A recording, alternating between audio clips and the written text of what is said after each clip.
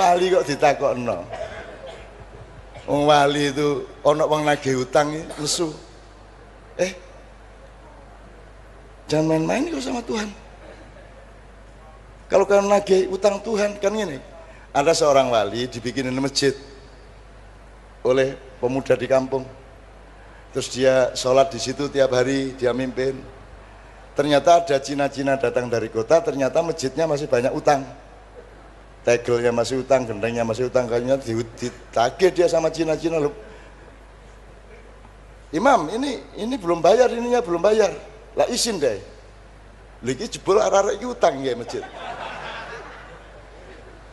Terus dia karena malu sama pedagang-pedagang, udah tunggu sebentar. Jangan main-main kau sama Allah. Jangan nagih-nagih kau sama Allah. Dibayar kamu nanti. Ngono gitu. Allah kok ditagih, pasti dibayar kamu, tapi jangan nagih-nagih kamu. Terus dia masuk masjid, dia berdoa, ya Allah, ini rumahmu masih punya hutang ya Allah. Apa engkau tidak malu ya Allah? Engkau yang maha kaya, masa rumahmu punya hutang? Aku yang hanya penjaga saja malu, masa engkau tidak malu? Bayar hutangmu ya Allah, bayar hutang. Wani kowe ndonga kaya ngono. Wani kowe. Kowe ning wali sing wani ngono kowe. Dia belum selesai berdoa, ada mobil datang, weng. Terus dia hentikan doanya, dia keluar, orang yang di mobil yang baru dari turun. Imam, bagaimana bikin masjid tidak bilang-bilang kita? Kita kan juga pengen menyumbang, kita juga pengen berkah, kita juga pengen jariah. Masa tidak minta kita? Kita kan juga pengen. Jadi ada orang lain yang tidak dimintai sumbangan, marah. Terus si imam, si wali bilang, ya sudah tuh bayar Cina-Cina itu, bayar Cina-Cina. Lu asik dah mas, ngono kuwi. Makanya Anda sama dunia itu jangan terlalu mentoyong gitu. Sudahlah, asiklah sama Allah. Semua syariat itu dasarnya asal usulnya adalah cintamu kepada Allah dan cinta Allah kepadamu. In kuntum tuhibbunallaha fattabi'uni yuhibbukumullah, kan begitu. Jadi semua ini asal usulnya Allah mengatakan kepada Muhammad, wahai Muhammad, katakan kepada mereka, kalau memang mereka mencintai aku, cinta loh mas, bukan ketaatan, bukan komitmen, cinta. Kalau mereka memang mencintai aku, ikutlah Muhammad, kan begitu. Jadi kita ini ikut Muhammad karena cinta kepada Allah. Jadi cinta mas. Sudahlah, saya temanmu tadi, yang penting cinta kepada Allah. Gitu loh mas ya. Oke. Boleh saya sebutnya Mbah saja ya? Soalnya banyak kata-kata yang mau masuk dalam jiwa saya, nguturi lah. Itu hukum manusia dan hukum Allah itu jelas beda. Hukumnya Allah itu pasti, hukum manusia itu isu. Saya ini orang Islam di KTP, dan juga Islam menurut orang tua saya inut-inut Islam. Islame tak mantep kenyong koyo opo Islame, aku bingung. Sempet ngapunten bahasane Jawa ya. Islame aku tak intine aku Islam golek selamat ngono wae lah. Lah dalam pencarian sebuah jati diri, kecintaan kepada Tuhan, Tuhan itu maha suci, tidak seperti makhluknya seperti itu. Kemarin di Rajaban aku kata-kata itu seperti dapat di Rajaban, subhanallahillah, seperti itu, maha suci, tidak seperti makhluknya. Lah di sini saya menggali sholat saya dan juga ibadah saya, menemukan Tuhan saya, pangeran saya. Yang jelas saya Tuhannya ya itu, saya nggak menganggap yang itu yang ada di mana-mana itu bukan Tuhan, itu anggaplah itu kepercayaan orang lain. Saya pangeran saya itu seperti apa? Kadang saya berbaca tidak menempat, tidak ya semacam itulah, tidak menemukan kecintaan, hingga saya belajar dalam mencintai Tuhan, melakukan sebuah ritual itu demi mencari kecintaan saya kepada pangeran saya. Belum juga mendapatkan kecintaan saya, paling nyong ngakoni isi alam semesta iki ya ciptaane pangerane nyong wis gitu. Lah pertanyaane nyong, Islame nyong sing golek slamet kaya ngene otoke diridhoi karoan Kanjeng Nabi apa ora Mbah? Kaya ngono. Satu-satunya yang diterima oleh Allah itu adalah Rasulullah, yang pasti diterima oleh itu Muhammad dan yang disebut Muhammad. Misalnya Abu Bakar, Umar. Lah kowe salah urip saiki. Mbok kowe biyen nang Mekah njur melu-melu nimbake pemijeti kan sikile Kanjeng Nabi ben kowe dijamin swargane. Kan beberapa sahabat dijamin surganya oleh Rasulullah. Jadi itu yang pasti. Selain itu, biar Imam Syafi'i, biar Buya Hamka, biar Ketua MUI, biar Imam Khomeini, biar siapa saja posisinya sama dengan kamu, belum tentu diterima. Ayo piye. Dan tidak penting itu. Bingung diterima apa ora penting. Seto. Gitu. Ojo dadi Nabi Musa lho kowe.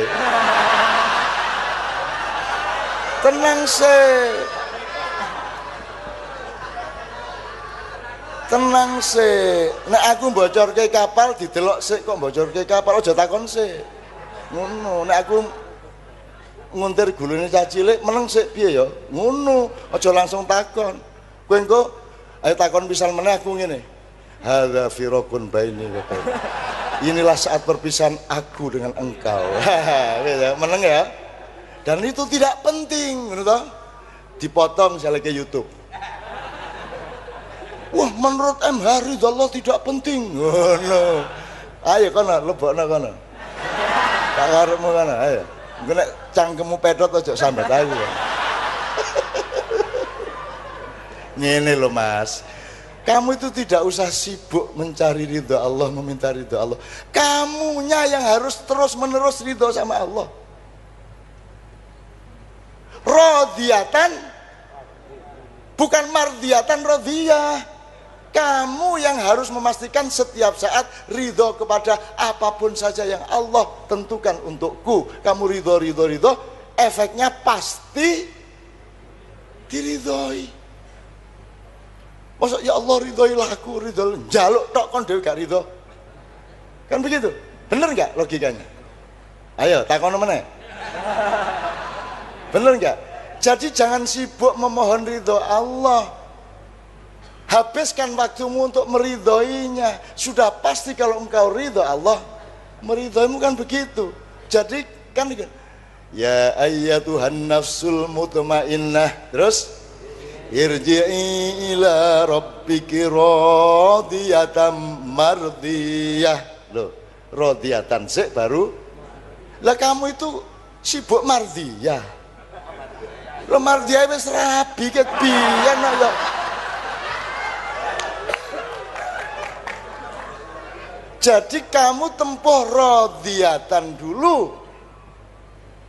Kamu akan mendapat efek mardiyah gitu. Jelas ya sekarang? Ayo Bi, ayo. Oke, udah habis pertanyaannya. Oh miskin tadi tak tambahin. Kamu tahu nggak Rasulullah ditawari melalui Jibril.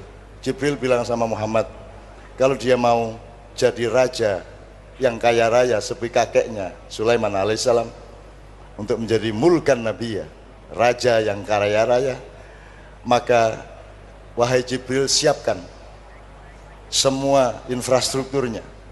Kemudian Jibril membuat gunung emas di antara Madinah dan Mekah, dan sampai sekarang masih ada di pagar itu. Itu stok terakhir Arab Saudi yang akan bangkrut sebelum 3 tahun yang akan datang. Ya, itu Jibril yang bikin untuk Muhammad, untuk menawarkan kepada Muhammad, kalau engkau mau menjadi raja yang kaya raya seperti kakekmu Sulaiman, Allah menyiapkan semuanya. Maka semua tambang minyak, kubangan Zam-Zam yang masih berumur sekitar 300 miliar tahun lagi dan tidak akan kering, itu ditaruh di situ untuk Muhammad supaya dia kaya raya. Tapi Muhammad menjawab, la ya Allah, biarkan aku, kalau aku diperkenankan, aku memilih menjadi abdan nabi ya. Biarlah aku menjadi nabi yang jelata, nabi yang papa, nabi yang miskin, sebagaimana umatku yang umumnya juga miskin. Biarlah aku berpakaian sebagaimana umatku yang paling miskin berpakaian. Biarlah aku makan sekadar sama dengan orang-orang yang paling miskin dari umatku. Kan gitu, bener nggak itu? Jadi miskin itu baik. Pendapat saya, miskin itu baik. Sama dengan lapar itu baik. Lapar itu paling baik. Jangan sampai kenyang. Saya itu hampir tiap hari saya membiarkan diri saya lapar. Nanti kalau sudah mulai ini sudah akan menuju titik mulai akan tidak sehat, saya makan dikit. Prinsipnya ganjel tok. Kalau saya misalnya mau makan satu piring dengan lauk apa, saya coba anu wae, risoles siji apa tempe loro, terus aku ngombe sing akeh. Kalau sudah cukup untuk menjaga kesehatanku, aku tidak makan yang lainnya. Gitu loh Mas. Saya tiap hari menjaga seperti itu. Jadi saya sangat sedikit makan, saya sangat sedikit tidur, gitu loh Mas. Itu namanya hidup secara miskin tadi itu. Saya tidak pernah melampiaskan apa-apa. Untuk apa aku melampiaskan? Aku sudah punya istri Novia. Apa yang akan aku lampiaskan lagi? Dunia sudah tidak menarik bagiku.